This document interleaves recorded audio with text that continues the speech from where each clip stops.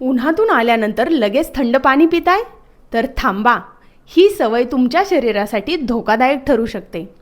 नमस्कार, मी डॉक्टर वैशाली. तर आज आपण बघणार आहोत की उन्हातून आल्यानंतर लगेच थंड पाणी पिल्यावर शरीरात काय परिणाम होतो आणि योग्य काय करायला हवं.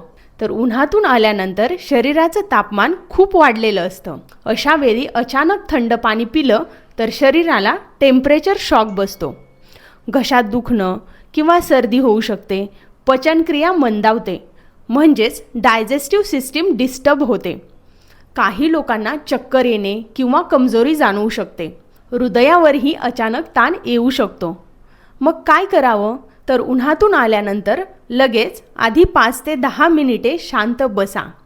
शरीराला नॉर्मल टेम्परेचरला येऊ द्या. त्यानंतर साधं पाणी घ्या, म्हणजेच रूम टेम्परेचरचे प्या. हवे असल्यास निंबू पाणी, ताक किंवा पने घ्या. हे शरीराला नॅचरली कूल करतात. लक्षात ठेवा, अचानक थंड नाही तर हळूहळू थंड करणे हे शरीरासाठी योग्य आहे.